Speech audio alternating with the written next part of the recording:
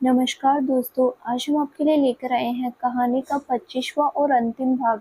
अगर आपने इस कहानी के पहले के 24 भाग नहीं देखे, तो उनका लिंक मैंने डिस्क्रिप्शन बॉक्स और इस कहानी की प्लेलिस्ट भी क्रिएट कर दी है, तो आप वहां पर जाके सभी भाग देख सकते हैं जो आपने नहीं देखे। तो चलिए आगे की कहानी शुरू करते हैं। दूसरी तरफ आराम करने के बाद शाम को उर्मिला जी खुद वर्षा को कमरे से बाहर ले आई। उसे एक दूध से भरे बर्तन के आगे बैठा दिया, जिसमें कुछ गुलाब की पंखुड़ियां डली हुई थी। तभी विशाल की आंटी, जो उसके घर के बगल में रहती है, वो वर्षा से बोली, वर्षा बेटा, देख, चाहे कुछ भी हो जाए, इस गेम में तुझे भी जीतना है।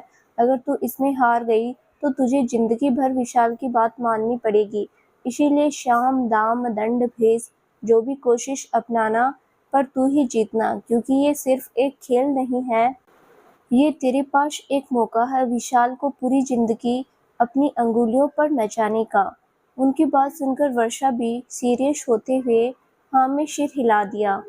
थोड़ी देर बाद विशाल भी वहां आ गया, तो उर्मिला जी उस बर्तन में अंगूठी डालकर उसे घुमाते हुए बोली, देखो, इसमें 3 राउंड हो गए, जिसमें अगर कोई एक बार जीतता है तो वो हार जाएगा, और 2 बार जीतता है तो वो जीत जाता है, और सारी जिंदगी अपने हारे हुए पार्टनर पर हुक्म भी चलाता है। इसीलिए दोनों पूरे मन से इस गेम को खेलना। जिसके बाद दोनों पूरे जोश से गेम में कूद पड़े। अपने हाथों से अंगूठी ढूंढने लगे, जिसमें पहली बार में ही अंगूठी वर्षा के हाथ लग गई, जिसे देखकर सभी औरतें मुस्कुराने लगी, तो सभी मर्दों का मुंह बन गया और वो विशाल को टोंट करने लगे। एक बार फिर से अंगूठी बर्तन में डाली गई, तो दोनों उसे ढूंढने लगे। इस बार फिर से अंगूठी वर्षा के हाथ लगी। वो जैसे ही उसे निकालने थी कि विशाल ने अंदर से ही उसका हाथ पकड़ लिया और उससे अंगूठी छीनने लगा, पर वर्षा भी अंगूठी छोड़ नहीं रही थी। पर विशाल भी हार नहीं मान रहा था। इसीलिए वर्षा ने गुस्से में नजरें उठाते हुए उसकी तरफ देखा, तो विशाल ने मौका पाकर सभी से नजरें बचाते हुए उसकी तरफ देख आई विक कर दी, जिससे वर्षा का मुंह हैरानी से खुला का खुला रह गया और उसकी पकड़ अंगूठी पर ढीली हो गई, जिसका फायदा उठाकर विशाल ने अंगूठी सभी के आगे निकाल कर रख दी, जिस पर औरतों का मुंह बन गया और सभी मर्द लोग अपनी कॉलर उठाते हुए एक दूसरे को शाबाशी देने लगे। अगली बार फिर से वर्षा के हाथ में अंगूठी लगी, तो विशाल फिर से उसकी हाथ पकड़ अंगूठी उससे छीनने लगा, पर इस बार वर्षा ने चालाकी दिखाते हुए उससे अपनी अंगूठे का नाखून उसके हाथ में गड़ा दिया, जिससे विशाल एकदम से उसका हाथ छोड़ दिया। तो वर्षा ने जल्दी से अंगूठी बाहर निकालकर सभी के सामने कर दी, जिससे सभी औरतें खुश होते हुए जोर जोर से तालियां बजाने लगी। वहीं मर्द लोग अफसोस में नाव में सिर हिलाने लगे, तो विशाल गुस्से भरी नजरों से उसे घूरने लगा। वहीं वर्षा विजय मुस्कान के साथ उसे चिढ़ाने लगी। फिर उर्मिला जी ने उसे खाना खिलाकर एक लड़की के साथ उसके कमरे में भेज दिया। वो लड़की उसे कमरे के दरवाजे तक छोड़कर वापस चली आई और वर्षा दरवाजा खोलकर अंदर कमरे में चली गई। जब वो कमरे में पहुंची, तो कमरे की डेकोरेशन देखकर उसका दिल जोरों से धड़कने लगा। पूरे बदन में एक अजीब सी गुदगुदी होने लगी, चेहरे पर अपने आप ही हया की लाली छाने लगी। उसने अपने जज्बातों को काबू किया और चुपचाप से वहीं बेड पर बैठ गई। वहीं दूसरी तरफ दीपिका को भी अंगूठी ढूंढने की रस्म के लिए मालती जी ने बुलवा लिया था और नीचे हॉल में पूरे जोरों शोरों से उनकी रस्म चल रही थी, जिसमें दीपिका और राघव तो शांत थे, पर बाकी राघव के बहन भाइयों ने पूरे घर में शोर हल्ला मचा रखा था। कोई अपनी भाभी को सपोर्ट कर रहा था, तो कोई अपने भाई को। इन्हीं समय एक बार अंगूठी राघव के हाथ लगी, तो एक बार दीपिका के। अब आखिरी चांस बचा था, जिसमें किसी की हार पक्की थी तो किसी की जीत, जो किसी का जीवन और किसी की मृत्यु डिसाइड करने वाली थी। आखिर ये जिंदगी और मौत का खेल जो था। और हुआ कुछ यूं कि दीपिका और राघव तो सपोर्ट करने वाली दोनों ही पार्टी के बीच में अटकी रह गई। दोनों ना तो पूरी तरह से हारी, ना ही पूरी तरह से जीती। नहीं समझे? रुकिए, हम समझाते हैं। हुआ कुछ यूं कि जैसे ही तीसरी बार दीपिका और राघव ने दूध से भरे उस बर्तन में हाथ डाला और अंगूठी ढूंढने लगे, तो दोनों के हाथ में एक साथ अंगूठी लग गई। पर इस दौरान दोनों के हाथ आपस में उलझ गए, जिससे एक करंट दोनों के जिस्म में दौड़ गया और दोनों एक दूसरे को देखने लगे, जिससे उनकी आंखें एक दूसरे में उलझकर रह गई। तो दोनों ने हाथ में पकड़ी अंगूठी को एक साथ ही सबके सामने बाहर निकाल दिया, जिसमें एक साइड से अंगूठी को दीपिका ने पकड़ा हुआ था तो दूसरी साइड से राघव ने, और दोनों ना ही खेल को बीच में खत्म कर दिया था, जिसका मतलब साफ था कि दोनों अपने रिश्ते में बराबर रहने वाले थे। थोड़ी देर बाद मालती जी ने दीपिका को खाना खिलाकर निकिता के साथ राघव के कमरे में भेज दिया, पर निकिता उसे आधे रास्ते में ही छोड़कर वहां से चली गई। अब दीपिका को समझ नहीं आ रहा था कि उसे किधर जाना है। तभी किसी ने पीछे से आकर एकदम से उसे अपनी गोद में उठा लिया, जिससे दीपिका हैरान रह गई और उसके हाथ उस शख्स के गले पर चले गए। उसने घबराते हुए उस शख्स को देखा तो सामने राघव को देखकर उसकी जान में जान आई। उसने अपने हाथों को उसकी गर्दन में लपेट लिया और उसे घुटते हुए बोली, ये क्या हरकत है राघव जी, आपको पता है मैं कितना डर गई थी।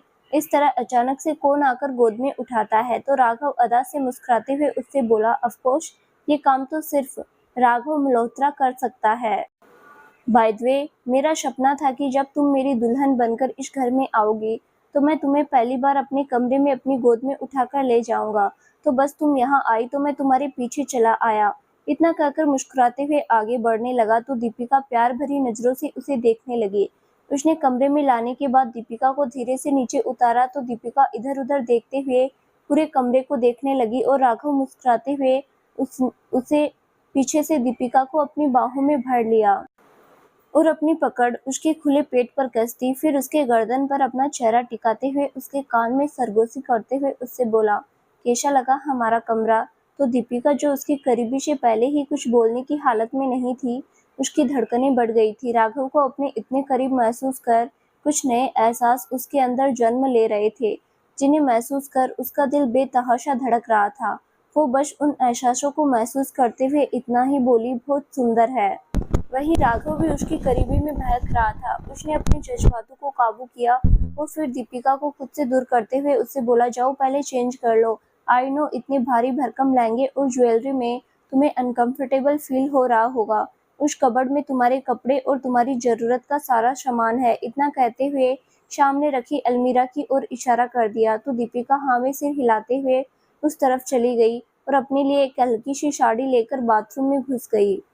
तो राघव कमरे में रखे सोफे पर बैठकर अपना फोन चलाने लगा। धीरे धीरे काफी वक्त हो गया पर दीपिका बाहर नहीं आई तो वह फिर खुद ही उठा और बाथरूम के दरवाजे पर नॉक करते हुए दीपिका से बोला, दीपिका तुम ठीक हो क्या, तुमने चेंज कर लिया। तभी उसे दीपिका की आवाज आई, नहीं मुझे अभी थोड़ा टाइम लगेगा। तो राघव को सोचते हुए उसे बोला, पर अब तक तो चेंज हो जाना चाहिए, क्या तुम्हें कुछ मदद चाहिए।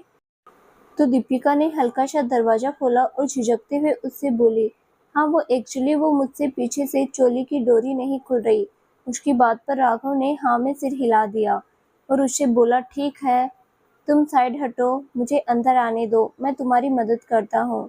उसकी बात सुनकर दीपिका हाँ में सिर हिलाते हुए साइड हट गई। तो राघव अंदर आ गया और एक पल को दीपिका को देखते ही रह गया। इस वक्त दीपिका ने अपनी सारी ज्वेलरी को निकाल दिया था, साथ ही बालों के जूड़े को भी खोल दिया था, जिससे उसके लंबे बाल कमर तक लहरा रहे थे। चुन्नी को निकालकर उसने एक साइड रख दिया था, जिस वजह से वो इस वक्त उसके सामने सिर्फ लहंगे और चोली में थी। चेहरा धोने की वजह से मेकअप भी धुल गया था, जिससे उसकी नेचुरल ब्यूटी निखर कर बाहर आ रही थी। राघव ने अपने जज्बातों को काबू करने की कोशिश की और दीपिका की ओर बढ़ गया। वहीं उसे अपनी तरफ आता देखकर दीपिका आईने की तरफ पलटकर खड़ी हो गई। राघव उसके पास आया और धीरे से उसकी पीठ पर से उसके बालों को हटाते हुए कंधे पर रख कर आगे कर दिया और उसकी उलझी हुई डोरियों को सुलझाने लगा। इस दौरान उसकी अंगुलियां बार बार दीपिका की पीठ को टच कर रही थी। वहीं उसके छुअन को महसूस कर दीपिका का दिल जोरों से धड़कने लगा। उसकी आंखें खुद ब खुद बंद हो गई। उसकी पकड़ उसके लहंगे पर कस गई। जब राघव ने आईने के जरिए उसकी बंद आंखों को देखा तो वो मुस्कुरा उठा। उसने डोरियां खोल दी, फिर आईने के जरिए दीपिका को देखते हुए झुककर उसकी खुली पीठ को चूम लिया, जिसे दीपिका ने कस कर अपनी आंखें भींच ली। तो राघव भी खुद पर से कंट्रोल हट गया। वो दीपिका की गर्दन को चूमते हुए उससे उसके कानों में सरगोशी करते हुए बोला, दीपू इस घड़ी इस लम्हे के लिए मैंने बहुत समय से इंतजार किया है और अब जब तुम मेरे सामने मेरी बनकर खड़ी हो तो मैं खुद पर कंट्रोल नहीं कर पा रहा हूँ। क्या मुझे आज इस रिश्ते में आगे बढ़ने की इजाज़त है? क्या तुम खुद को भुलाकर आज से हमेशा के लिए मेरी बनोगी? तो दीपिका जवाब के बदले हाँ में सिर हिलाते हुए पलट कर उसके गले लग गई। राघव के होठों पर बड़ी सी मुस्कुराहट आ गई। उसने दीपिका को गोद में उठा लिया। वहीं दीपिका ने शर्मा कर अपना चेहरा उसके सीने में छुपा लिया, जिससे राघव की मुस्कुराहट और भी बढ़ गई। वो उसे लेकर कमरे में आया और उसे बेड पर लिटा दिया। फिर कुछ पल उसे देखता रहा और फिर हाथ आगे बढ़ाते हुए लाइट्स ऑफ कर दी, जिससे दीपिका ने शर्मा कर अपनी आंखें बंद कर ली। वहीं राघव ने उसके हाथों में अपने हाथों को उलझाकर उसके होठों पर अपने होठ रख दिए और दोनों अपने प्यार को मुकम्मल करने की राह पर चल पड़े। गहराती रात के साथ उनके प्यार को भी पूर्णता मिल ही गई। वहीं दूसरी तरफ विशाल अपने कमरे में आया तो उसने देखा वर्षा कमरे में नहीं थी। उसने इधर-उधर देखा तो उसे बालकनी में वर्षा दिखाई दी, जो कि बाहर खड़ी थी, जिसकी नजरें सड़क पर चहल-पहल कर रहे लोगों पर थी। वो उसके पास आते हुए उससे बोला, तुम यहाँ क्या कर रही हो? आओ अंदर चलो, रात बहुत हो गई है और तुमने अभी तक चेंज क्यों नहीं किया? ये इतना भारी लहंगा, उस पर इतनी हैवी ज्वेलरी, इसमें तुम्हें अनकंफर्टेबल फील नहीं हो रहा? चलो अंदर चेंज करो पहले चल के। ये कहते हुए वो उसके पास आया तो उसे उसके चेहरे पर उदासी दिखी। उसने उसका चेहरा अपनी तरफ किया और उसके चेहरे को अपने हाथों में भरते हुए उसकी आंखों में देखकर बोला, क्या हुआ? इतनी उदास क्यों हो? घर वालों की याद आ रही है? तो वर्षा नाम में सिर हिला के बोली, नहीं। इतना कहकर रोनी सूरत बना ली। तो विशाल वापस से प्यार से उससे बोला, तो फिर इस उदासी की वजह क्या है? तो वर्षा मासूम सी शक्ल बनाते हुए उससे बोली, वो मुझे जोरों की भूख लग रही है। फिर सड़क की तरफ इशारा करते हुए, स्ट्रीट फूड को देखकर उधर इशारा करते हुए, और मुझे वहाँ की भेलपूरी खानी है। उसकी बात सुनकर विशाल एकदम से हैरान रह गया। वो शॉक्ड होकर उससे बोला, क्या भूख लगी है? वो भी इस वक्त? क्या तुमने शाम को खाना नहीं खाया? तो वर्षा हाँ में सिर हिलाते हुए बोली, खाया ना, लेकिन थोड़ा सा। वो जब मैं चंडीगढ़ में काकी के साथ रहती थी तो मैंने वहाँ सुना था कि नई बहू को ससुराल जाकर शुरुआत में थोड़ा खाना खाना चाहिए, जिससे उसके ससुराल वालों को ये ना लगे कि उनकी बहू भुक्कड़ है। इसीलिए मैंने भी सबको दिखाने के लिए थोड़ा सा खाया, लेकिन अब मुझे जोरों की भूख लग रही है। इतना कहते हुए रोनी सूरत बना ली जैसे अभी रो देगी। उसकी बात सुनकर विशाल ने अपना सिर पीट लिया और वो नाम में सिर हिलाते हुए वर्षा से बोला, पता नहीं ये लोग ऐसे ऐसे लॉजिक कहाँ से लाते हैं।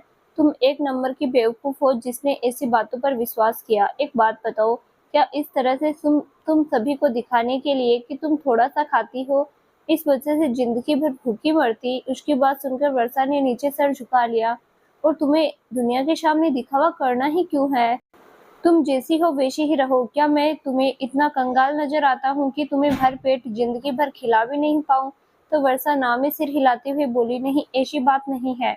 फिर मासूम से शक्ल बनाकर पाउट बनाते हुए, पर अब तो गलती हो गई, अब मैं क्या करूँ? प्लीज तुम कुछ करो ना, मुझे जोरों की भूख लग रही है। अगर मैंने इस वक्त कुछ नहीं खाया तो मैं सुबह तक भूखी ही मर जाऊंगी। तो विशाल उसकी शक्ल देखकर सिर हिलाते हुए बोला, अब तक तो मुझे सिर्फ लग रहा था, लेकिन अब तुम्हारी हरकत देखकर अब सच में लग रहा है कि मेरी शादी एक छोटी बच्ची से हुई है, जिसे मुझे एक बच्चे की तरह ही पैम्पर करना पड़ेगा। खैर, तुम अंदर चलकर पहले चेंज करो, तब तक मैं तुम्हारे लिए खाना लेकर आता हूँ। इतना कहकर जाने लगा तो वर्षा ने पीछे से उसका हाथ पकड़ लिया और उसे सड़क की तरफ इशारा करते हुए सामने लगी स्टॉल को देखकर बोली, मुझे खाना नहीं खाना, मुझे वहाँ की भेलपूरी खानी है। तुम्हें पता है वहाँ की खुशबू मुझे यहाँ तक आ रही है। सोचो वो कितनी टेस्टी भेलपूरी बनाता होगा। इसीलिए तो मेरे लिए वही लाओ। तो विशाल नामी सिर हिलाते हुए उससे बोला, भेलपूरी, वो भी इस वक्त, आधी रात को? मैं घर से बाहर जाकर तुम्हारे लिए लेने जाऊं? तो वर्षा ने मुस्कुराते हुए जल्दी से बच्चों की तरह हाँ में सिर हिला दिया, जिसे देखकर विशाल कुछ कह नहीं पाया और हाँ में सिर हिलाते हुए उससे कहा, ठीक है, तुम अंदर चलो, मैं लेकर आता हूँ। इतना कहकर वहां से चला गया। वहीं वर्षा बच्चों की तरह खुशी से चहकती हुई अंदर आ गई। बेचारा विशाल किसी तरह सबसे छुपते छुपाते हुए घर से बाहर निकला, क्योंकि घर में मेहमान अभी भी रुके हुए थे जो कल घर से जाने वाले थे। फिर वो भेलपूरी लेने चला गया, लेकिन आने के बाद फिर से छुपाते हुए अपने कमरे की ओर गया और अंदर अपने कमरे में चला गया तो उसे सामने ही वर्षा दिख गई। उसने अब तक चेंज कर लिया था। उसने एक हल्की सी पिंक कलर की साड़ी पहन ली थी, जिसमें वो फ्रेश और ताज़ा महसूस कर रही थी। साथ ही चेहरे पर से हेवी मेकअप को साफ कर लिया था, जिससे उसका चेहरा गुलाब की तरह खिला हुआ था। विशाल कुछ पल खड़ा उसे देखता रहा, तभी वर्षा की नज़र उस पर गई तो वो खुशी से चहकते हुए उसके पास आई और उससे बोली, तुम भेलपूरी ले आए? इतना कहकर उसके हाथ से पैकेट ले लिया और जल्दी से लेकर बेड की तरफ बढ़ गई। वहीं विशाल हैरानी से उसे देखता रह गया। उसने खाने की वजह से विशाल को भी इग्नोर कर दिया था, जो उसके लिए जाने कितने जतन करके भेलपुरी लेकर आया था। फिर वो नाव में सिर हिलाते हुए उसके पास चला गया और वहीं बेड पर एक तरफ बैठ गया और प्यार से उसे देखने लगा। वहीं वर्षा खुशी से पैकेट खोलकर खाने में मग्न हो गई। उसने ये भी ध्यान नहीं दिया कि उसे विशाल से पूछना है या नहीं कि वो खाएगा या नहीं। वो बस खुद से ही मजे से खाए जा रही थी। सारा खत्म करने के बाद उसका ध्यान विशाल पर गया तो वो खुद ही पर झेंप गई और फिर गिल्टी फील करते हुए विशाल से बोली, सॉरी, मैं तुम्हें पूछना ही भूल गई। वो मुझे बहुत जोरों की भूख लगी थी और भेलपुरी मेरी फेवरेट है एंड ये टेस्टी भी बहुत थी, इसीलिए मैं खाने में इतनी मग्न हो गई कि तुम्हें पूछना ही भूल गई। तुम मुझसे नाराज तो नहीं होगे ना? तो विशाल मुस्कुराते हुए नाव में सिर हिलाते हुए बोला, just relax Veenu and don't feel sad. मुझे बुरा नहीं लगा क्योंकि मैं जानता हूँ मेरी बीवी थोड़ी सी झल्ली है जिसे खाते वक्त किसी चीज की सुध नहीं रहती, फिर चाहे वो उसका खुद का पति ही क्यों ना हो। खैर, अब तुम आराम करो, मैं चेंज करके आता हूँ। इतना कहकर प्यार से उसके गले को सहलाते हुए वहां से बाथरूम की तरफ चला गया। वहीं वर्षा उसके केयरिंग नेचर को देखकर मुस्कुरा उठी। थोड़ी देर बाद विशाल वापस आया। उसने सिंपल सा ट्राउजर और एक ब्लैक टी शर्ट पहनी हुई थी। वो टॉवल से अपने बाल पोंछ रहा था, तभी उसकी नजर बेड पर बैठी वर्षा पर पड़ी, जो अपने हाथों की अंगुलियों को आपस में ही उलझाए जा रही थी। तो विशाल टॉवल को वहीं सोफे पर फेंक कर उसके पास आया और उससे बोला, क्या हुआ, तुम सोई नहीं? कोई प्रॉब्लम है क्या, या फिर और भूख लग रही है? तो वर्षा नाव में सिर हिलाते हुए, नहीं वो बात नहीं है। फिर हिम्मत दिखाते हुए, वो तो मैं इतना ही कह पाई कि चुप हो गई। तो विशाल उसकी तरफ देखते हुए बोला, जब कोई बात नहीं है तो फिर सो जाओ, यूं परेशानी से क्यों बैठी हुई हो? अब क्या सारी रात जाकर भजन कीर्तन करोगी? तो इस बार वर्षा हिम्मत कर उस पर चिढ़ते हुए बोली, तुम क्या पागल हो जो मुझे बार बार सोने के लिए बोल रहे हो? भला आज की रात कौन सोता है? फिर उसे एहसास हुआ कि जल्दी जल्दी में वो क्या बोल गई, तो उसने अपने दांतों तले अपनी जीभ दबा ली और शर्माते हुए आंखें बंद कर ली। अब जाकर विशाल उसकी बात समझ गया तो उसके होठों पर मुस्कुराहट आ गई। उसे लग रहा था शायद वर्षा उसके साथ अनकंफर्टेबल फील कर रही है, इसीलिए वो उसे थोड़ा टाइम देना चाह रहा था। लेकिन वर्षा तो खुद आगे से बढ़कर पहल करते देख उसे सुकून मिला। उसे समझ आ गया था कि वो जो सोच रहा है वो गलत है। वर्षा खुद उसके साथ अब इस रिश्ते में आगे बढ़ना चाहती है।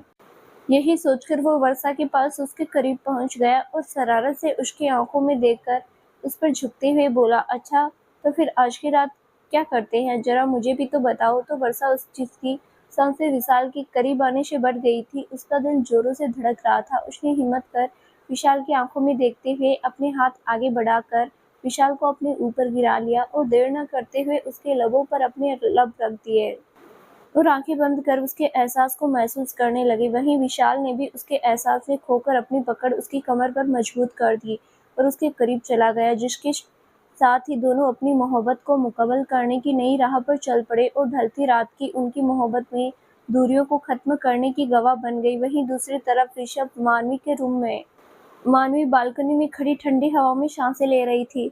इससे उसे बहुत सुकून मिल रहा था। ठंडी हवा से उसके खुले हुए बाल लहरा रहे थे। वहीं ऋषभ उससे थोड़ी दूरी पर उसे देखते हुए जमीन पर बिस्तर लगा रहा था। दरअसल मानवी को कमरे में घुटन महसूस हो रही थी, तो ऋषभ ने उसकी सिचुएशन समझकर बालकनी में ही जमीन पर गद्दे लगाकर अपने और उसके लिए बिस्तर लगा लिया। फिर वो उठकर कमरे से बाहर निकल गया। थोड़ी देर बाद आया तो उसके हाथ में एक दूध का गिलास था। वो उसे लेकर मानवी के पास आया और मानवी के आगे कर दिया, जिसे देखकर मानवी मुंह बनाते हुए ऋषभ से मना करते हुए बोली, प्लीज ऋषभ जी, अब मुझसे ये नहीं पिया जाएगा। मेरा पेट ऑलरेडी इतना भर चुका है कि अगर अब इसमें कुछ भी डाला तो ये फट जाएगा, इसलिए प्लीज इसे मुझसे दूर रखिए। तो ऋषभ उसे समझाते हुए बोला, पर मानवी, ये लेना जरूरी है क्योंकि ये सिर्फ दूध नहीं, इसमें तुम्हारी रात वाली दवाई भी है, इसलिए प्लीज कैसे भी करके इसे पी लो मेरे लिए। तो मानवी ने भी दवाई का नाम सुनकर चुपचाप से उस दूध को पी लिया, जिसके बाद ऋषभ उस गिलास को वापस कमरे में रखाया और फिर मानवी के पास आकर उसे गोद में उठाकर बालकनी की दूसरी तरफ आ गया, जहाँ उसने बिस्तर लगा रखा था। उसने मानवी को बिस्तर पर बैठा दिया और फिर खुद लेटते हुए उसे भी अपने साथ लेटा लिया और उसका सर अपनी बाजू पर रख लिया और दूसरे हाथ से उसके सर को सहलाने लगी। तो मानवी ने भी उसके आगोश में आकर मुस्कुराते हुए अपना सिर उसके सीने में छुपा लिया और अपनी आंखें बंद कर ली। तो ऋषभ ने भी उसे अपनी बाहों में भर लिया और आंखें बंद कर ली। थोड़ी देर में ही वो दोनों गहरी नींद में खो गए। सभी की जिंदगी एक लय में बीत रही थी, जिससे सभी के जीवन में सिर्फ खुशियां ही खुशियां थी। दुख की परछाई भी इस वक्त उन सभी से कोसों दूर थी। जहां विशाल वर्षा एक दूसरे का साथ पाकर बहुत खुश थे, तो वहीं राघव और दीपिका भी एक दूसरे का साथ पाकर अपने जीवन के हसीन लम्हों को जी रहे थे। राघव दीपिका को लेकर वापस से लंदन चला गया था और वहीं पर सेटल हो गया था, जहां दीपिका की आगे की पढ़ाई होनी शुरू हो गई थी। वहीं विशाल ने वर्षा को अपने साथ ही ऑफिस में काम करने को बोला था, तो वर्षा भी बचपन से ही बिजनेस में इंटरेस्टेड थी, तो उसने भी फौरन विशाल की कंपनी को ज्वाइन कर लिया और विशाल के साथ मिलकर काम करने लगी। वहीं ऋषभ और मानवी उनकी जिंदगी में अब खुशियों के रूप में उनका अंश आने वाला था, जिसे लेकर वो बहुत खुश थे। ऋषभ जितना हो सके मानवी को अपनी तरफ से ख्याल रखता था। अगर वो घर में मौजूद नहीं होता तो जाह्नवी जी और शिवानी जी को उसका ख्याल रखने के लिए बोल जाता था और एक पल भी उसे अकेला ना छोड़ने के लिए उसे पल पल मैसेज भेजकर याद दिलाता रहता था। शैलेंद्र जी और शिवानी जी सभी के कहने पर सैगल मैंसन में ही रहने लगे थे। धीरे धीरे समय अपनी रफ्तार से बीत रहा था और देखते ही देखते मानवी की प्रेगनेंसी के 7 महीने बीत गए थे, जिससे अब उस पर हल्की स्वेलिंग भी रहने लगी थी। साथ ही उसका पेट निकल आया था। उसे सीढ़ियों पर चढ़ते हुए ऊपर नीचे करने में दिक्कत होती थी, तो ऋषभ ने उसका कमरा नीचे ही शिफ्ट करवा दिया था, जिससे वो अब बैक डोर से होते हुए बाहर गार्डन में टहलने भी निकल जाया करती थी। इसी तरह एक दिन रात को मानवी खाना खाकर और थोड़ा किचन के काम में हाथ बटाकर अपने कमरे में चली आई और बेड पर बैठकर एक मैगजीन उठाकर पढ़ने लगी कि तभी उसके पेट में हलचल हुई, जिसे महसूस कर मानवी के होठों पर मुस्कुराहट आ गई और वो अपने पेट पर हाथ रखते हुए उससे बोली, शैतान, दिन ब दिन तुम्हारी शैतानियां बढ़ती ही जा रही है। हाँ, दिन तो दिन, अब रात में भी मुझे परेशान करने लगे। आने दो तुम्हारे पापा को, अब तुम्हारी शिकायत करूंगी। वो इतना ही कह पाई कि तभी उसके कदमों की आवाज आने लगी, तो उसके होठों पर मुस्कुराहट आ गई, क्योंकि इस आहट को बहुत अच्छे से पहचानती थी, जो कि ऋषभ की थी। दरअसल पिछले 2 दिन से ऋषभ आउट ऑफ कंट्री गया हुआ था अपनी इम्पोर्टेंट मीटिंग की वजह से, और आज वो लौट कर आ रहा था। ऋषभ अपने कमरे के दरवाजे पर आया और अंदर आने लगा कि तभी उसे कुछ याद आया और वो रुककर मानवी को असमंजस से उसे देखने लगी। फिर उसने नीचे झुककर अपने पैर से अपना जूता निकाला और उसे 3 बार अपने सर से लेकर पांव तक ऊपर नीचे करने लगा, जिसे देखकर मानवी को जोरों की हंसी आ गई। उसे हंसते देख ऋषभ ने उसे घूरा तो वो चुप हो गई। वहीं ऋषभ ने अपना सारा काम खत्म किया और अंदर आया, फिर हाथ मुंह धोने वॉशरूम में चला गया। उसके जाते ही मानवी जोर जोर से हंसने लगी और अपने पेट पर हाथ रखते हुए बोली, देखा अपने पापा को, तुम्हारे आने की खुशी में वो इतने पागल हो गए हैं कि पता नहीं जाने क्या क्या करने लगे हैं। जो इंसान कभी बुरी नजर, जादू टोना टोटका, हाय बिलाई पर विश्वास नहीं करता था, वो अब इन सब चीजों को मानने लगा है और तुम्हें सेफ रखने के लिए अभी से जाने क्या क्या करने लगे हैं। थोड़ी देर बाद ऋषभ बाथरूम से बाहर आया, तब जाकर वो मानवी के करीब आया और झुककर उसका सर चूमते हुए बोला, अब कैसी है तबीयत? तो मानवी मुस्कुराते हुए उसका हाथ थामकर बोली, जैसी आप छोड़कर गए थे वैसी, बस आपके इस लाडले ने परेशान कर रखा है। तो ऋषभ ने उसे घूरा, फिर प्यार से बोला, ओ हेलो, तुम्हारी जानकारी के लिए बता दूं, वो मेरा लाडला नहीं बल्कि मेरी लाडली प्यारी सी बेटी है, और वो बेचारी तुम्हें अभी से परेशान कैसे कर सकती है, वो तो अभी इस दुनिया में आई भी नहीं है। तो मानवी मुस्कुराते हुए उससे बोली, बेशक वो अभी इस दुनिया में नहीं आई, पर मेरे अंदर तो पल रही है ना, और मुझे परेशान करने के लिए इतना ही काफी है। अगर आपको विश्वास नहीं है तो खुद ही महसूस कर लीजिए। इतना कहकर उसके पकड़े हुए हाथ को अपने पेट पर रख दिया, तो ऋषभ को बार बार हिलता हुआ महसूस हुआ, जिसे महसूस कर ऋषभ की आंखें बड़ी हो गई और उसके होठों पर मुस्कुराहट आ गई। वो खुशी से मानवी से बोला, ये सच में, ये मेरा बेबी? खुशी से उसके मुंह से लफ्ज ही नहीं निकल रहे थे। तो मानवी मुस्कुराते हुए उसके इमोशंस समझकर उससे बोली, जी हाँ, ये आपकी बेटा या बेटी है जो आपको आपकी तरह मुझे परेशान करता है। सोचिए, जब अंदर इतना परेशान कर रखा है तो बाहर आ जाएगा तो पूरे घर को सर पर उठा लेगा। मैं नहीं संभालने वाली, इसे आप ही संभालना। तो ऋषभ ने आगे बढ़कर प्यार से उसके पूरे चेहरे को चूम लिया और खुशी से उससे बोला, थैंक यू मुझे इन खूबसूरत एहसासों से रूबरू करवाने के लिए। एंड तुम बिल्कुल फिक्र मत करो, एक बार इसे आ जाने दो, फिर इसे मैं ही संभाल लूंगा, तुम बस आराम करना, इसकी हर जरूरतों को मैं पूरा करूंगा। फिर मानवी के पेट की तरफ झुककर उसे चूमते हुए बोला, बच्चा, पापा वेटिंग फॉर यू, प्लीज जल्दी से आ जाओ, तुम नहीं जानते पापा तुमसे मिलने के लिए कितने एक्साइटेड हैं। जब तुम आओगे ना तो पापा तुम्हारे आने की खुशी में बहुत बड़ा जश्न मनाएंगे। तुम्हें दुनिया की हर खुशी तुम्हें देंगे जो तुम चाहोगे। और हाँ, मम्मा को ज़्यादा परेशान मत करो वरना पापा तुमसे नाराज़ होंगे। बिकॉज़ तुम्हारे पापा की पहली मोहब्बत मम्मा ही है, जिनसे पापा अभी भी बेहद मोहब्बत करते हैं। इतना कहकर उठते हुए मानवी से बोला, अब तुम आराम करो, मैं अपना काम करता हूँ। तो मानवी ने हाँ में सिर हिला दिया। तो ऋषभ वहीं बेड के दूसरी तरफ उससे थोड़ी दूरी बनाकर बैठ गया और अपना काम करने लगा। वहीं मानवी उसे देखते हुए मुस्कुराकर लेट गई। देखते ही देखते रात के 11 बज गए और फिर 11:30। तो ऋषभ टाइम देखकर उठा और उसने अपनी सभी फाइलों को वापस से बैग में रखकर बैग बंद कर दिया। फिर मानवी से बोला, बताओ आज क्या खाना है। उसे देख मानवी उठकर बैठ गई और मुस्कुराते हुए उससे बोली, व्हाइट सॉस पास्ता और एग रोल। तो ऋषभ हाँ में सिर हिलाते हुए कमरे से बाहर निकल गया। पिछले 1 डेढ़ महीने से मानवी को क्रेविंग होनी शुरू हो गई थी। उसे खाना अच्छा ही नहीं लगता था। वो हमेशा फास्ट फूड की डिमांड करती थी और बाहर का फास्ट फूड एक तो वैसे ही अनहेल्दी होता है और प्रेगनेंसी के दौरान और भी ज्यादा अनहेल्दी था। यही सोचकर ऋषभ ने उसके लिए कुकिंग सीखी थी, जिससे जब भी मानवी को रात को भूख लगे तो वो उसकी डिमांड पूरी कर पाए। दिन भर तो जैसे तैसे कट जाता था और जानवी जी उस पर चिल्लाकर डांटते हुए उसे खाना खिला ही देती थी, पर रात को वो ऋषभ से अपनी इच्छा जरूर पूरी करवा लेती थी, वरना उसे नींद ही नहीं आती थी। इस दौरान ऋषभ ने भी उसके आगे एक शर्त रखी थी कि उसे दिन भर हेल्दी खाना खाना है, जिससे उसका बेबी हेल्दी रहे। तभी उसे उसके मन का फास्ट फूड खाना मिलेगा, पर वो होममेड होगा। तो मानवी ने भी मुस्कुराते हुए उसकी बात मान ली थी। ऋषभ किचन में आया और मानवी के लिए पास्ता और एग रोल बनाने लगा। सबसे पहले वेजिटेबल्स को कट किया, फिर सारी धीरे धीरे प्रोसेस करने लगा। फाइनली उसके लिए दोनों चीजें रेडी कर और अपने लिए एक ब्लैक कॉफी लेकर वो अपने कमरे की ओर चला गया। वो कमरे में आया और उसने दोनों प्लेट मानवी के आगे रख दी, जिन्हें देखकर मानवी खुश हो गई। उसने सबसे पहले चम्मच में पास्ता लेकर ऋषभ की ओर बढ़ाया, तो ऋषभ ने भी चुपचाप खा लिया। फिर एग रोल का भी एक बाइट उसे खिलाया और फिर खुद खाने लगी। तो ऋषभ उसे देखते हुए चुपचाप अपनी कॉफी पीने लगा।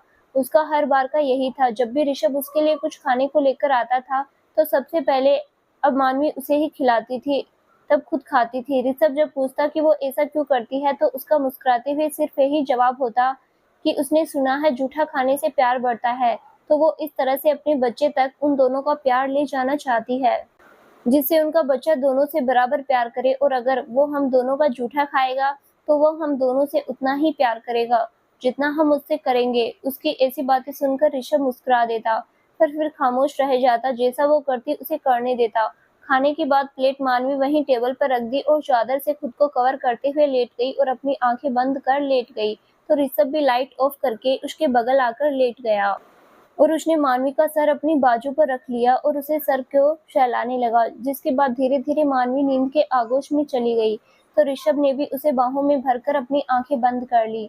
धीरे धीरे इसी तरह समय फिर से पंख लगाकर उड़ गया और देखते ही देखते मानवी की प्रेगनेंसी के 9 महीने पूरे हो गए। अब उसकी डिलीवरी किसी भी वक्त हो सकती थी, जिस वजह से ऋषभ अब घर से ही काम कर रहा था और उसकी हर जरूरत का बारीकी से ध्यान रख रहा था। वहीं जानवी जी और शिवानी जी भी मानवी को किसी चीज की कमी नहीं होने देती थी, उसकी हर एक जरूरत का ध्यान रखती थी। वहीं इस वक्त मानवी को अब ज्यादा प्रॉब्लम होने लगी थी। प्रेगनेंसी की डेट आने की वजह से उसके हाथ पैरों और चेहरे पर कुछ ज्यादा ही स्वेलिंग रहने लगी थी। उसे इस तरह परेशान होते देख जानवी जी ने सभी घर वालों की सहमति से गोद भराई का सिर्फ छोटा सा ही फंक्शन करवाया था, जिसमें उन्होंने आसपास की औरतों को बुलाकर मानवी की गोद भराई करवा ली थी। सुनैना जी मानवी को अपनी बेटी मानती थी। वो भी उसकी गोद भराई की रस्म में आई थी और अपने नाती नातिन के लिए चांदी की पायल, सोने के महादेव का लॉकेट भी लाई थी, जिसे मानवी ने जानवी जी को संभाल कर रख देने के लिए दे दिया था। मानवी की प्रेगनेंसी की डेट आने की बात सुनकर राघव, दीपिका, विशाल, वर्षा भी मानवी की गोद भराई पर सैगल मैंसन आ गए थे। अब भाई वो बुआ थी बच्चे की, तो उनका हक तो बनता था बच्चे के आने पर वहां मौजूद होने का और उसे खिलाने का। वैसे भी तो ऋषभ मानवी के बच्चे को लेकर बहुत एक्साइटेड थी। उन दोनों ने तो राघव विशाल से 1 महीने पहले से ही यहाँ आने के लिए जिद करनी शुरू कर दी थी, पर विशाल ने अपने काम के चलते और राघव ने दीपिका की पढ़ाई के चलते दोनों ने डांट कर उन्हें चुप करवा दिया, जिसके बाद दोनों मुंह फुलाकर उनसे 1 हफ्ता गुस्सा ही रही थी। जिस पर राघव और विशाल ने हार मानते हुए उन्हें विश्वास दिलाया कि वो मानवी की डिलीवरी से पहले उन्हें यहाँ ले आएंगे, तब जाकर वो दोनों मानी थी। रात होने पर सभी पड़ोसी और जो थोड़े बहुत मेहमान थे वो धीरे धीरे अपने घर जाने के लिए निकल गए। वहीं ऋषभ मानवी को आराम करने के लिए उसके कमरे में ले आया और मानवी की चेंज करने में मदद करने लगा, जिसके बाद उसने मानवी को बेड पर लिटा दिया, फिर खुद चेंज करने चला गया। पर आज मानवी को बेचैनी और घबराहट ज्यादा हो रही थी, तो वो उठकर खुद ही चुपचाप से बाहर गार्डन की तरफ निकल आई और वहां की ठंडी हवाओं में लंबी लंबी सांसें लेकर खुद को शांत करने लगी, जिससे उसे राहत मिलने लगी। पर तभी उसे अपने पेट के नीचे हल्का सा दर्द महसूस हुआ, तो वो वापस मुड़कर अंदर जाने लगी। जैसे ही उसने पैर उठाकर सीढ़ी पर रखा तो वहां पड़े पानी से उसका पैर फिसल गया। वो पीछे को गिरने लगी, पर उसने झुककर गमले को पकड़ते हुए खुद को गिरने से बचा लिया। पर इस दौरान घबराहट और पेट पर दबाव पड़ने की वजह से उसका दर्द बढ़ गया और उसे लेबर पेन शुरू हो गया, जिसे सहन न कर पाने की वजह से वो वहीं सीढ़ी पर बैठ गई और जोर से चीख पड़ी। वहीं ऋषभ जब फ्रेश होकर बाथरूम से बाहर निकल आया, उसने कमरे में इधर उधर मानवी को देखा, उसे वो कहीं नहीं दिखी। तभी उसे मानवी के चिल्लाने की आवाज आई, तो वो टॉवेल को वहीं फेंककर जल्दी से गार्डन की ओर भागा। वहां पहुंचकर उसने देखा मानवी दर्द से तड़प रही थी, उसका पूरा बदन पसीने से भीग गया था। दर्द उससे सहन नहीं हो रहा था, जिस वजह से वो दर्द से झटपटा रही थी। ऋषभ जल्दी से उसके पास आया और उसने संभालते हुए उसे अपनी गोद में उठा लिया। फिर जल्दी से कमरे से बाहर निकलते हुए जानवी जी को आवाज देने लगा। उसकी आवाज सुनकर जानवी जी बाहर निकल कर आई, तो मानवी की हालत देखकर उन्हें अंदेशा हो गया कि अब डिलीवरी का वक्त हो गया है। इसीलिए उन्होंने वर्षा और दीपिका को मानवी की सारी जरूरत की चीजें इकट्ठा कर हॉस्पिटल लाने को बोल दिया और खुद ऋषभ के साथ उसकी कार में बैठकर हॉस्पिटल के लिए निकल गई। जानवी जी और ऋषभ पीछे मानवी को संभाल रहे थे, वहीं विशाल गाड़ी ड्राइव कर रहा था। उसके बगल में ही सुनैना जी बैठी हुई थी। शिवानी बुआ दादा दादी के पास रुक गई थी। शैलेंद्र जी किसी मीटिंग की वजह से आउट ऑफ कंट्री थे। राघव वर्षा दीपिका के साथ आने के लिए घर में ही रुक गया था। हॉस्पिटल पहुंचकर ऋषभ ने जल्दी से सारी फॉर्मेलिटी पूरी की और मानवी को एडमिट करवाया। थोड़ी देर बाद डॉक्टर आकर मानवी की डिलीवरी रूम की तरफ ले गए, तो ऋषभ सभी के साथ बाहर कॉरिडोर में खड़ा हो गया। परेशानी उसके चेहरे पर साफ दिख रही थी। मानवी को वो एक छोटे से दर्द में नहीं देख सकता था और यहाँ मानवी असहनीय दर्द सह रही थी, जिसकी चीखें उसके कानों में अभी तक गूंज रही थी। थोड़ी देर बाद एक जोरदार चीख के साथ आवाज आनी बंद हो गई। साथ ही बच्चे के रोने की आवाज आने लगी, जिसे सुनकर बाहर खड़े सभी लोगों के चेहरे पर मुस्कुराहट आ गई। दीपिका और वर्षा भी सारा सामान लेकर राघव के साथ वहां आ गई थी। थोड़ी देर बाद एक नर्स निकलकर बाहर आई और सभी से बोली, कॉन्ग्रेचुलेशंस, लड़का हुआ है। अब हमें बख्शिश दीजिए पूरे हॉस्पिटल में मिठाई बांटने के लिए। उसकी बात सुनकर सभी खुश हो गए। तभी शिवम जी ने एक नोटों की गड्डी निकाल कर उसके हाथ पर रख दी, जिसे देखकर उस नर्स की आंखों में चमक आ गई और वो मुस्कुराते हुए वहां से चली गई। थोड़ी देर बाद मानवी को जनरल वार्ड में शिफ्ट कर दिया गया। बच्चा जानवी जी के हाथ में था, जिसे वो प्यार से निहार रही थी। वहीं सुनैना जी भी उनके पास खड़ी थी। बाकी सभी लाइन लगाकर एक के बाद एक उनके पास खड़े थे कि कब जानवी जी का मन भरे और वो बच्चा उनकी तरफ दे उसे खिलाने के लिए। तभी जानवी जी ने बच्चा सुनैना जी को दिया, तो वो उसे लाड करने लगी। फिर उन्होंने बच्चा शिवम जी की तरफ बढ़ा दिया, तो वो भी उसकी बलाएं लेते हुए उसे प्यार करने लगे। जिसके बाद शिवम जी उसे लेकर ऋषभ के पास आए, जो बहुत देर से बेचैनी से अपने बच्चे को देखने का इंतजार कर रहा था। उन्होंने बच्चा ऋषभ की ओर बढ़ा दिया, तो ऋषभ ने संभाल कर उसे अपनी गोद में ले लिया और उसे प्यार से देखने लगा। उसकी आंखें बंद थी, पर उसके चेहरे के फीचर्स ऋषभ से काफी मिल रहे थे। बस आंखों पर से देखने में मानवी जैसा लग रहा था, क्योंकि उसकी आंखें मानवी की जैसी बड़ी बड़ी थी।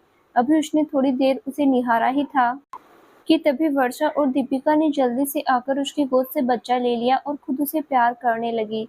जिसके बाद राघव, दीपिका, वर्षा, विशाल ने बच्चे को अपनी गोद में लेने के लिए लड़ाइयाँ होने लगी।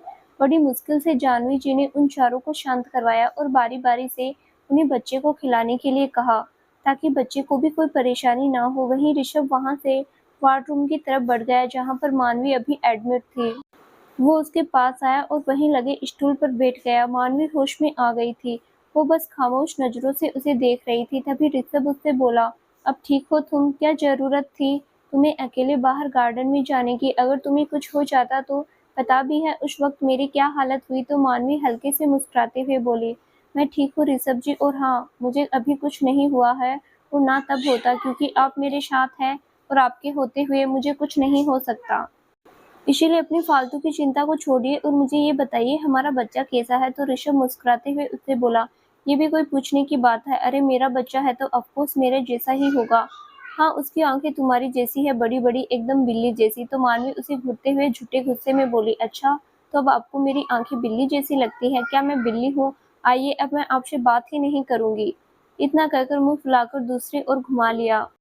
उसकी इस हरकत पर ऋषभ हंसने लगा। फिर उसने मानवी का हाथ अपने हाथ में थामा और प्यार से उसके चेहरे को देखते हुए बोला, थैंक यू मानवी, आज तुमने मुझे जिंदगी की सबसे बड़ी खुशी दी है, जिसे मैं शब्दों में बयां नहीं कर सकता। इनफैक्ट तुम्हें शुक्रिया अदा करने के लिए थैंक यू शब्द बहुत ही छोटा है। बस अब तुमसे यही चाहता हूँ कि तुम जिंदगी भर मेरा साथ न छोड़ो और हमेशा जिंदगी की हर खुशियाँ, हर मुश्किलों में मेरा हाथ थामकर मेरे साथ चलो। और मुझे तुमसे कुछ नहीं चाहिए, बस तुम्हारा साथ चाहिए।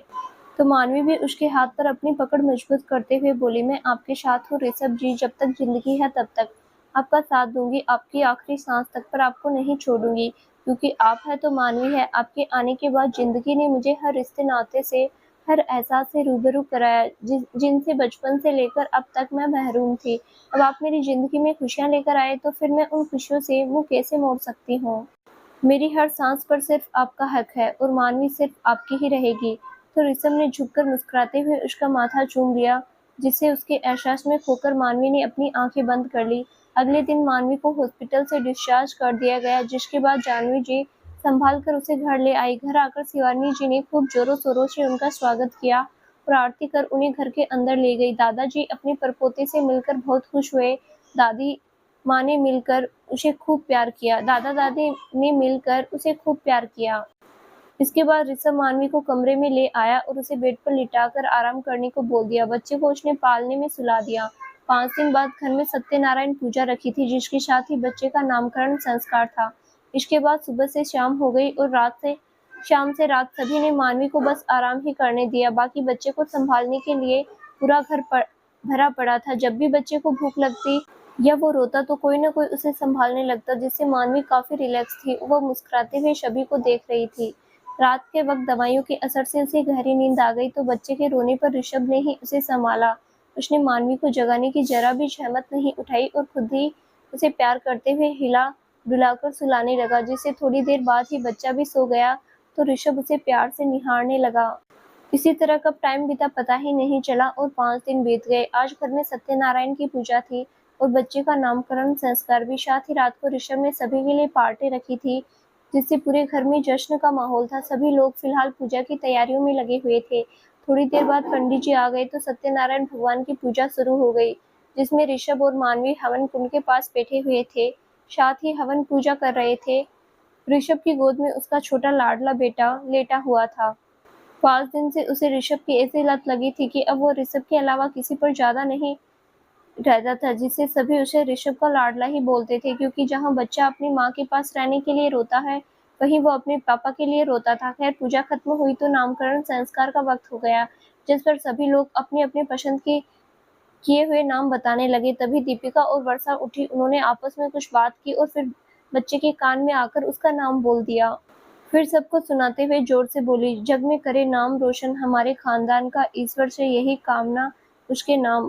बुआ बताती है उन्होंने अपने लाडले के लिए रिदम शैगल चुना है उसका नाम। उनके द्वारा चुने गए नाम को सुनकर सभी के चेहरे पर बड़ी सी मुस्कुराहट आ गई और सभी जोर जोर से तालियां बजाने लगे। ऋषभ और मानवी भी उनका सुझाया नाम बहुत पसंद आया। थोड़ी देर बाद जानवी जी रिदम और मानवी को लेकर उनके कमरे में चली गई और उन्हें आराम करने का बोल दिया। तो मानवी रिदम को लेकर बेड पर लेट गई और उसे दूध पिलाते हुए थपकी देकर सुलाने लगी, जिसके बाद थोड़ी देर में ही उसे नींद आ गई। शाम को ऋषभ के जगाने पर दोनों माँ बेटे की नींद खुली तो ऋषभ के मानवी को तैयार होने को बोल दिया, क्योंकि पार्टी की सभी तैयारियां हो चुकी थी, मेहमान आने भी शुरू हो गए थे। तो उसकी बात मानकर मानवी अपनी साड़ी और ज्वेलरी लेकर बाथरूम में चली गई। वहीं ऋषभ खुद अपने हाथों से रिदम के कपड़े चेंज कर उसे तैयार करने लगा। थोड़ी देर बाद मानवी तैयार हो गई तो ऋषभ उसे देखता ही रह गया। गोल्डन और मैरून कलर के कॉम्बिनेशन वाली साड़ी में वो बेहद खूबसूरत लग रही थी। उस पर उसके खुले बाल और कानों में झुमके, गले में मंगलसूत्र, मांग में भरा सिंदूर और चेहरे की चमक वो इतनी खूबसूरत लग रही थी कि ऋषभ का दिल आज फिर एक बार उससे मोहब्बत कर बैठा था। उसने अपने कदम मानवी की तरफ बढ़ाए और उसके करीब पहुंच गया। उसने मानवी का चेहरा अपने हाथों में भरा और उसके चेहरे की ओर झुकने लगा कि तभी रिदम रोने लगा। जिससे ऋषभ जल्दी से मानवी से दूर हो गया। तो मानवी को हंसी आ गई और वो ऋषभ को चिढ़ाते हुए बोली, मिस्टर सहगल, अब आप ना रोमांटिक होना थोड़ा कम कर दीजिए, क्योंकि उस पर ब्रेक लगाने के लिए आपका बेटा आ गया है। इतना कहकर हंसते हुए रिदम के पास आ गई तो ऋषभ भी मुस्कुराते हुए उसके पास आया। उसने रिदम को अपनी गोद में लिया और मानवी के साथ कमरे से बाहर निकलकर पार्टी हॉल की तरफ चला गया। वो लोग वहां पहुंचे तो सभी लोग मीडिया वाले उनकी फोटो खींचने लगे, ताकि सुबह उनकी फैमिली फोटो अखबार में लगाकर हेडलाइन बना सके।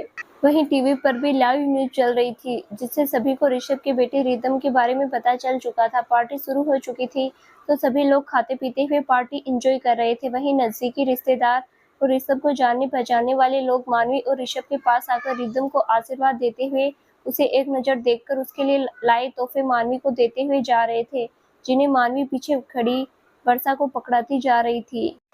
तभी ऋषभ को जाने क्या सूझा और वो मानवी के पास आया और धीरे से उसके कान में बोला, और मिसेस मानवी सहगल, आगे का क्या प्लान है? तो मानवी असमंजस से उसे देखने लगी और वो धीरे से उससे बोली, मतलब? तो ऋषभ शरारती मुस्कान उसे देखते हुए धीरे से उसके कान में बोला, मतलब क्या मतलब? अरे अब क्या तुम्हारा रिदम तो हमेशा अकेले रखने का ही इरादा है क्या? आई मीन उसके लिए बहन भाई की प्लानिंग नहीं करनी? वैसे भी मैं बेटी चाहता था पर बेटा हो गया, लेकिन कोई बात नहीं, हम एक और तैयारी कर लेते हैं। तो मैं क्या सोच रहा था, क्यों ना आज रात से ही तैयारी शुरू कर दे। वो क्या है ना, नेक काम में देरी नहीं करनी चाहिए। उसकी बात सुनकर मानवी का मुंह हैरानी से खुला का खुला रह गया। वो ऋषभ से 2 कदम दूर हट गई। उसकी इस हरकत पर ऋषभ मुस्कुरा उठा। देर रात पार्टी खत्म हो गई तो सभी मेहमान अपने अपने घर लौट गए। बाकी घर के सभी लोग अपने अपने कमरों में सोने चले गए। मानवी जब चेंज करके आई तो उसने देखा ऋषभ रिदम को अपनी गोद में लेकर उसे थपकी देकर सुला रहा था। वहीं रिदम दिन भर सोने की वजह से टुकुर टुकुर अपनी बड़ी बड़ी आंखों से चारों तरफ देख रहा था। मानवी उन दोनों के पास आई और फिर ऋषभ से बोली, क्या हुआ, नहीं सोया? ये मैंने आपसे पहले ही कहा था, ये अभी नहीं सोएगा। दिन भर सोने की वजह से इसकी नींद पूरी हो गई है। लाइए मुझे दीजिए, आप आराम कर लीजिए, सुबह आपको ऑफिस भी जाना होगा ना। तो ऋषभ ने उसे रिदम को ना देकर उसे आराम करने के लिए बोलते हुए कहा, नहीं, इसे मैं संभाल लूंगा, तुम जाकर आराम करो, अभी तुम्हारी तबीयत ठीक नहीं है, ऑफिस जरूरी है, लेकिन मेरे लिए तुम दोनों सबसे ज्यादा जरूरी हो। तुम दोनों से इम्पोर्टेंट कुछ नहीं, इसीलिए कल काम घर से ही कर लूंगा, पर फिलहाल तुम अपना ख्याल रखो। उसकी बात सुनकर मानवी प्यार भरी नजरों से उसे देखने लगी, फिर आगे बढ़कर दूसरी साइड से उसके गले लग गई और उसके सीने से अपना सर लगाते हुए बोली, आप जिंदगी भर मुझे ऐसे ही प्यार करोगे ना, कभी मेरा साथ तो नहीं छोड़ोगे? तो ऋषभ भी उसे एक हाथ से अपनी बाहों में भरते हुए बोला, नहीं, मेरी सारी जिंदगी सिर्फ तुम्हारे नाम है। जब तक ये सांसें चल रही है और ये दिल धड़क रहा है, ये सिर्फ तुम्हारे लिए ही धड़केगा। अपनी जिंदगी की आखिरी सांस तक मैं तुम्हारे साथ रहूंगा। तो उसकी बात सुनकर मानवी ने अपने एक हाथ से रिदम को भी थाम लिया और प्यार से उसे देखते हुए बोली, और हम दोनों की जिंदगी भर इसका साथ नहीं और हम दोनों जिंदगी भर इसका साथ नहीं छोड़ेंगे। दुनिया जहाँ की खुशियाँ इसके कदमों में लाकर रख देंगे। बदले में ऋषभ ने मुस्कुराते हुए हाँ में सिर हिला दिया। दोनों का प्यार मुकम्मल होकर अपनी मंजिल पा चुका था और उनकी उस मोहब्बत की निशानी यानी कि उनका अंत इस वक्त रिदम के रूप में उनके साथ था। तो दोस्तों, मानवी और ऋषभ की चुलबुली सी ये प्रेम कहानी आज यहीं पर खत्म होती है। आशा है ये कहानी आपको जरूर पसंद आई होगी और हम आगे आपके लिए ऐसे ही नई नई कहानियाँ लाते रहेंगे। तो चैनल को सब्सक्राइब जरूर कर लेना और हाँ, आज की कहानी पर एक प्यारा सा कमेंट जरूर करना। धन्यवाद।